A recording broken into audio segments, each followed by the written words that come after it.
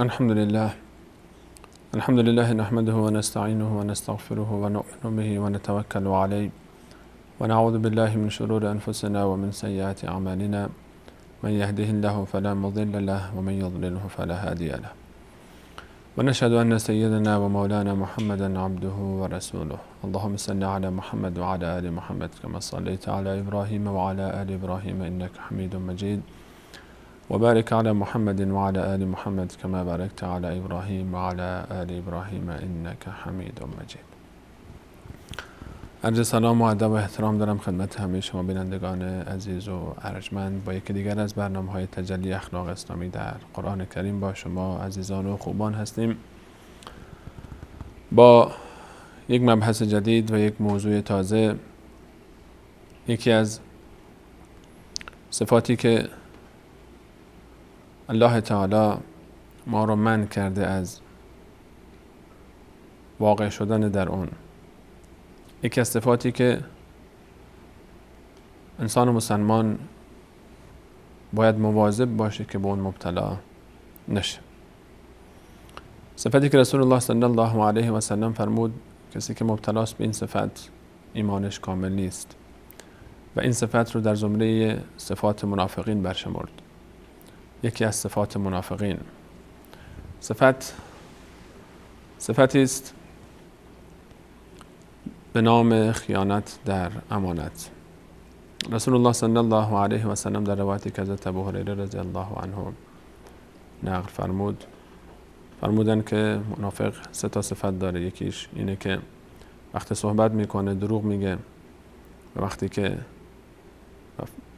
پیمانی میبنده وفا نمیکنه و وقتی که امانتی به سپرده میشه خیانت میکنه. خیانت در امانت یکی از صفات منافقینه. یکی از صفاتی است که انسان مسلمان باید خودش رو از اون پاک بکنه، چرا که صفت انسان مسلمان امانت داری است، عکس خیانت. خیانت ضد امانته. امانت از کلمه امن گرفته شده، به معنای آرامش، به معنای در امان بودن. در فارسی هم همین معنا استفاده میشه. امین به کسی گفته میشه که مردم خودشون رو از اون در امان میدونن. رسول الله صلی الله علیه و سلم قبل از نبوت به این صفت متصف بود و مردم مکه رسول الله صلی الله علیه و سلم رو مان محمد امین میشناختن صلی الله علیه و سلم. انسان امین انسانی است که جز حق خودش چیز دیگری رو طلب نمیکنه. انسان امین از گرفتن حق غیر خودش، از گرفتن غیر حق خودش سر باز میزنه. انسان امین انسانیه که حقوق و واجباتی رو که بر اون واجب شده بر اون به گردن اون هست، حقوق دور بریان اطرافیان به بهترین وجه ممکن ادا میکنه. انسان امین انسانی است که هر چیزی رو که پیش اون بگذارن، چه مالی باشه، چه صحبتی باشه، چه جانی باشه، چه آبرویی باشه، چه ناموسی باشه، هر کسی وقت چیزی پیش اون میگذاره اونها همه این امانت هایی که پیش اون هستن در امانن. انسان مسلمان باید تلاش بکنه که این صفت زیبا رو در وجود خودش بیاره، چرا که امانت مال ما نیست. امانت هایی که پیش انسان مسلمان گذاشته میشه، تمام امانت هایی که در اختیار انسان هست، معنای امانت اینه که اینها فعلا پیش شما گذاشته شدن تا در امان باشن، تا اینها اون جوری که باید ازش محافظت بشه از طرف شما برش محافظت بشه، اینا محفوظ بمونه پیش شما، به اینها ضربه‌ای نخوره، امنیت اینا به خطر نیفته. وقتی در آیات قرآن کریم بررسی می‌کنیم درباره امانت و این صفت در قرآن کریم، وقتی امانت شناخته بشه خیانت در امانت مشخص میشه و انسان از واقع شدن در خیانت در امانت، از مبتلا شدن به این صفت از صفات منافقین محفوظ میمونه. الله تعالی در سوره مبارکه مؤمنون آیه 8 فرمود که صفات مؤمنین این والذین هم لاماناتهم و عهدهم راعون. اینها کسانی هستند که امانت نگهدارن، اینها کسانی هستند که در امانت ها خیانت نمیکنن، برخلاف منافقین که خیانت میکنن در امانت های خودشون، خیانت میکنن در اون چیزی که پیش اون هست. و اینها همچنین علاوه بر اینکه در امانت خیانت نمی‌کنن، اینها در عهد و پیمانی که بستن رعایت می‌کنن تا اون عهد و پیمان وفا بشه بهش و اون عهد و پیمان رو برقرار بکنن. در آیات دیگر سوره مبارکه احزاب آیه 72 ما کلمه امانت رو اونجا مشاهده می‌کنیم که الله تعالی درباره یک امانت بسیار بزرگ صحبت می‌کنه. اگر بخوایم راجع به امانت داری سخن بگیم، باید ببینیم امانت هایی که پیش ما هستند و الله تعالی در قرآن کریم برای ما معرفی کرده، اول از اونها شروع بکنیم. اگر بخوایم انسان امانت داری باشیم، امانت نگهدار باشیم، هر آن چیزی رو که الله تعالی به عنوان امانت به ما معرفی کرده و پیش ما گذاشته و یا برای ما فرستاده، ما باید اول بشناسیم و بعد بتونیم که حق اونها رو ادا بکنیم، در اونها خیانت نکنیم، یا اینکه در اونها اونجوری که شایسته نیست دخل و تصرف نکنیم. این آیه یعنی آیه 72 سوره مبارکه احزاب، الله تعالی می‌فرماید ان عرضنا الامانه علی السماوات والارض والجبال فابین ان يحملنها واشفقن منها وحملها الانسان انه كان ظلوما جهولا. ما عرضه داشتیم، ما بر آسمان ها، ما بر زمین، ما بر کوه ها امانتی رو عرضه کردیم. امانتی رو عرضه کردیم تا اینها بپذیرند، اما اینها از این که این امانت رو قبول بکنند سر باز زدن. نه سر باز زدن از روی عناد و تکبر، از روی عظمت این کار، از روی این که اینها نمیتونستند این رو تحمل بکنن، از روی شدت بزرگی این امانتی که به عهده اونها داشت گذاشته میشد. و اشفقن منها، و ترسیدن. آسمون ها با اون عظمتشون، کوه ها با اون بزرگی خودشون و زمین با اون وسعتش ترسید از این که این رو بپذیره. سوالی شاید پیش بیاد برای عزیزان که خب مگر آسمون ها و زمین و کوه ها هم درک دارن و میفهمن؟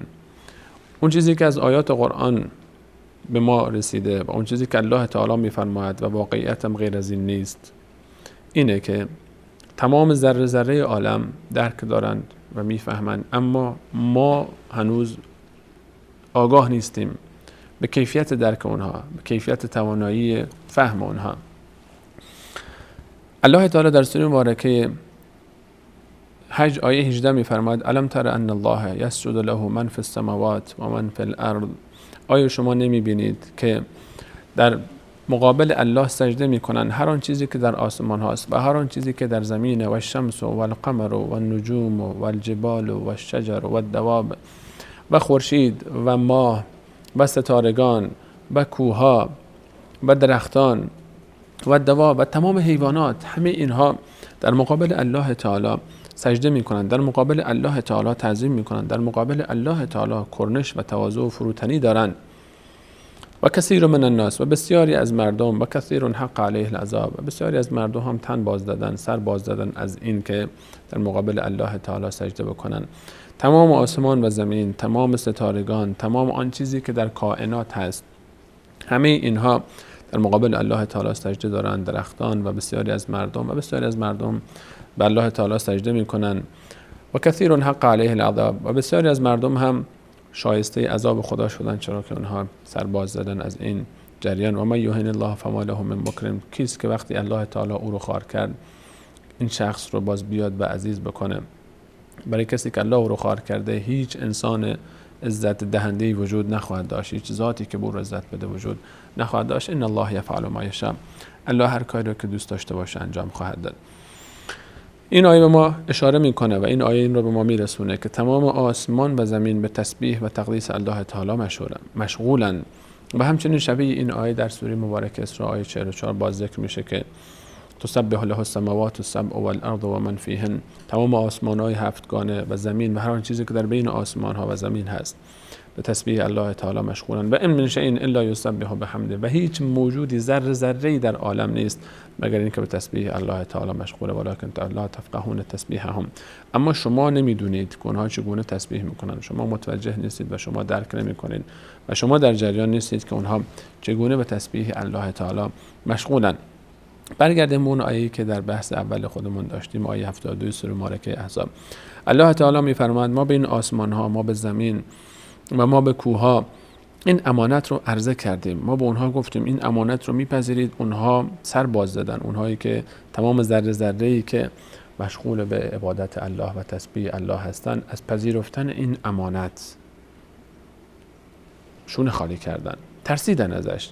و اشفقنا منها و حملها الانسان، انسان آمد جلو و قبولش کرد. حالا این امانت چیه که این همه مهم بود و این همه سخت بود پذیرفتنش برای کوها، برای آسمانها و برای زمین؟ حضرت عبدالله ابن عباس مفسر بزرگ صحابه می‌فرماید امانت در این آیه، یعنی 72 سوره مبارکه احزاب، به معنای تمام اون چیزی است که از الله تعالی، از طرف الله تعالی فرض شده برای این امت، تمام فرایضی است که الله تعالی برای این امت فرستاده، برای مسلمین فرستاده در کتاب خودش قرآن کریم. و حضرت حسن بصری از کبار تابعین می‌فرماید که امانت در این آیه به معنای دینه. امانت یعنی دین. الله تعالی دین خودش رو بر آسمان و زمین و کوهها عرضه فرمود و اونها از پذیرفتن این امر، یعنی پذیرفتن دستورات دین، پذیرفتن عبادت، پذیرفتن اختیار در انجام عبادت ها به همراه حساب و کتاب در قیامت شونه خالی کردن. اونها نتونستن که مسئله دین رو که بزرگترین امانتی است که در عالم وجود داره بپذیرن، به خاطر سختیش، به خاطر مشقتش، به خاطر عظمتش، و انسان این رو قبول کرد. بزرگترین امانتی که در اختیار ماست دینه. دین الله پیش ما امانته.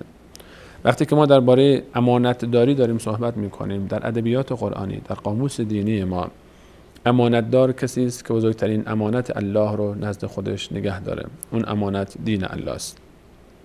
اون امانت دستورات الله است. اون امانت دستورات رسول الله صلی الله علیه و سلم، مجموع دستورات الله در قرآن کریم و دستورات رسول الله صلی الله علیه و سلم. بزرگترین معلم قرآن در روایت هایی که ما رسیده، در روایت های صحیح که از رسول صلی الله علیه و سلم تحت عنوان سنت به ما میرسه، کتاب الله و سنت رسول صلی الله علیه و سلم امانتی است که از طرف الله به ما رسیده.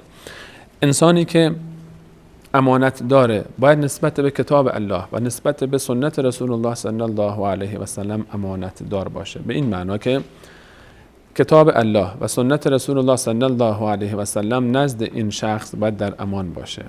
یعنی اینکه تمام احکام الله نزد این شخص باید رعایت بشه. تمام اون چیزی که از رسول الله صلی الله علیه و سلم به این شخص رسیده باید رعایت بکنه.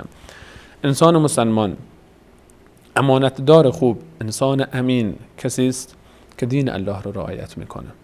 انسان امین، امانت دار کسی است که دستورات الله را رعایت میکنه، اوامر الله را رعایت میکنه، از اون چیزهایی که الله تعالی او رو منع کرده خودش رو منع میکنه و اون حدود و اون قوانین رو که الله تعالی گذاشته در مقابل اونها تن میده و احکام الله تعالی را با طیب خاطر، با رضایت کامل میپذیره و اعتراضی نمیکنه.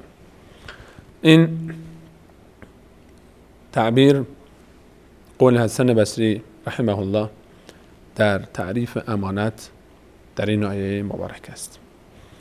با ما باشید بعد از یک میان برنامه با ادامه این مبحث.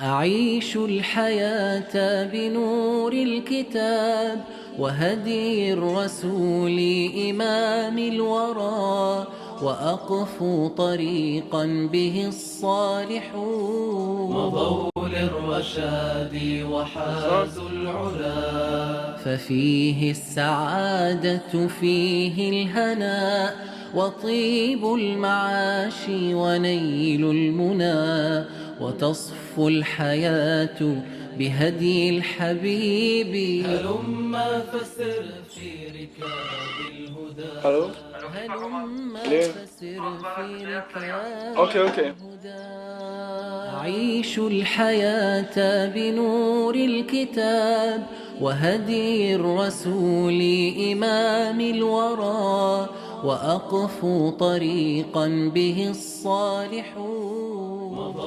رسول الله صلی الله علیه و سلم فرمودند مؤمن کسی است که جان و مال مردم از او در امان باشد.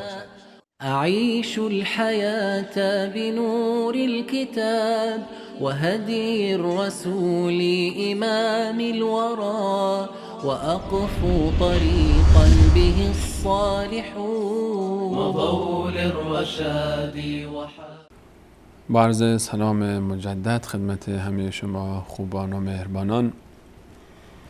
امانت و امانت نگهداری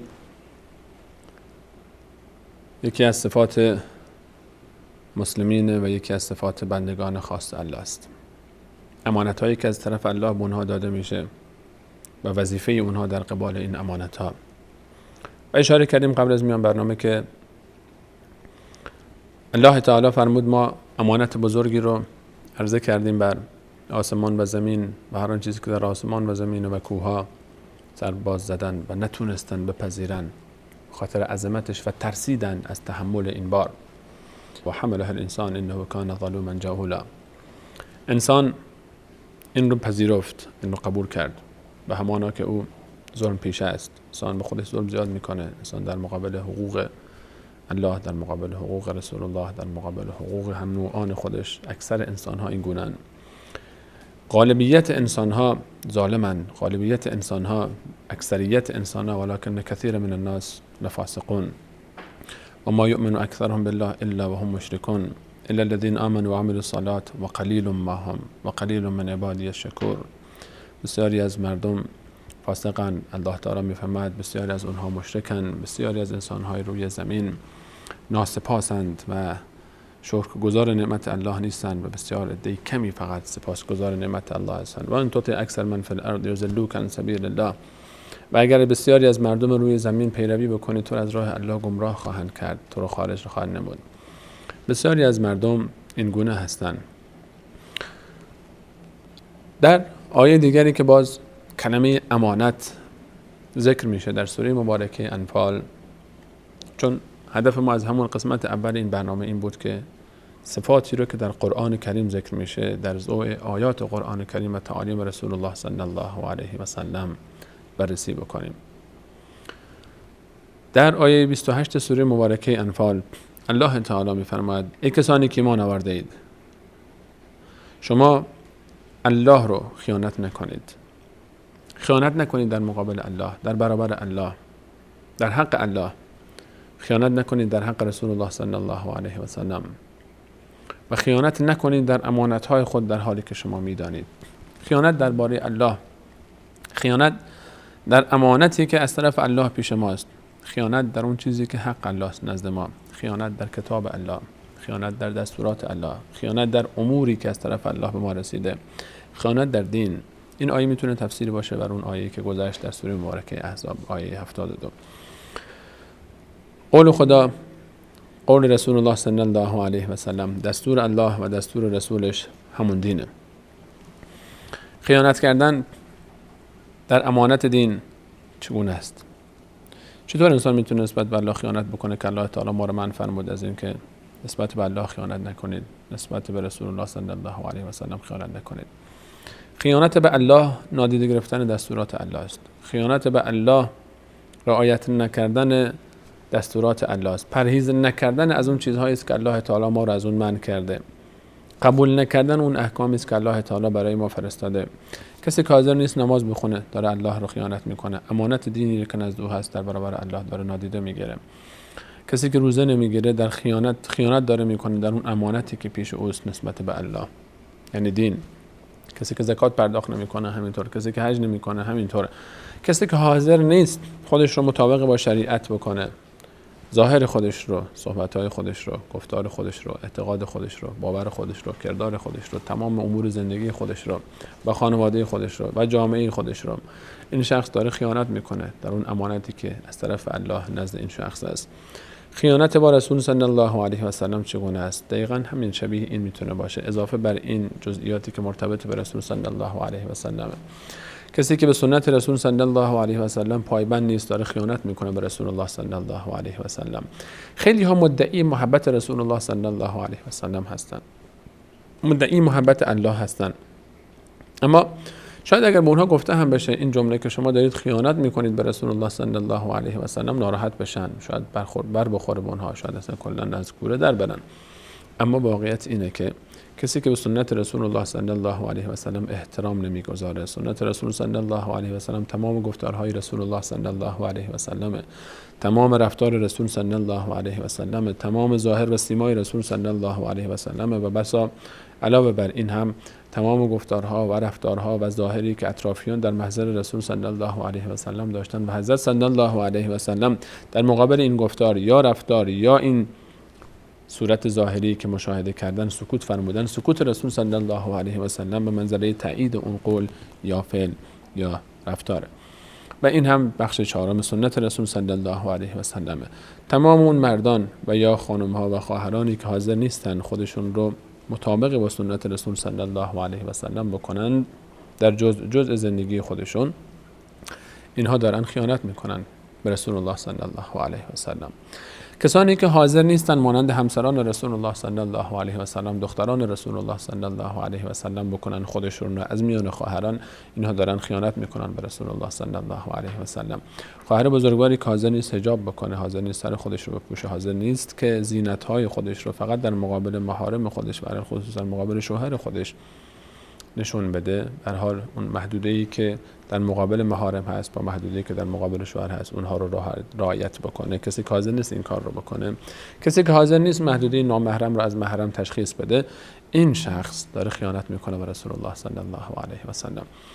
کسی که به اهل بیت رسول صلی الله علیه و سلم که در رأس اونها همسران رسول الله صلی الله علیه و سلم قرار دارن و قبلا این موضوع رو به تفصیل بیشتری صحبت کردیم راجبش، کسانی که حاضر نیستن به اونها احترام بگذارن، کسانی که حاضر نیستن اونها رو مورد احترام قرار بدن، در حالی که در آیات قرآن کریم و حدیث صحیح رسول صلی الله علیه و سلم امر شدن به این مورد، به این موضوع، کسانی که به خاندان رسول صلی الله علیه و سلم احترام نمیگذارن دارن خیانت میکنن در امانتی که رسول الله صلی الله علیه و سلم برای اونها گذاشت. اون موقعی که گفت من ترک میکنم پیش شما کتاب خدا رو و اطرت خودم رو، اهل بیت خودم رو. اهل بیت رسول صلی الله علیه و سلم همسران رسول الله صلی الله علیه و سلم، فرزندان رسول الله صلی الله علیه و سلم بودن. کسانی که حاضر نیستن تمام اون چیزهایی رو که رسول الله صلی الله علیه و سلم تأکید فرموده و تایید فرموده و برای امت باقی گذاشته به دیده احترام بنگرند و اونها رو اجرا بکنن، اینها دارن خیانت میکنن در باره رسول الله صلی الله علیه و سلم، درباره رسالت رسول الله صلی الله علیه و سلم. کسانی که در مقابل قرآن مجید کتاب الله حاضر نیستن که قرآن کریم رو سلوحه زندگی خودشون قرار بدن، قانون زندگی خودشون قرار بدن، اینها دارن در اون امانتی که رسول الله صلی الله علیه و سلم به ما رساند و بین ما گذاشت و رحلت فرمود خیانت میکنن.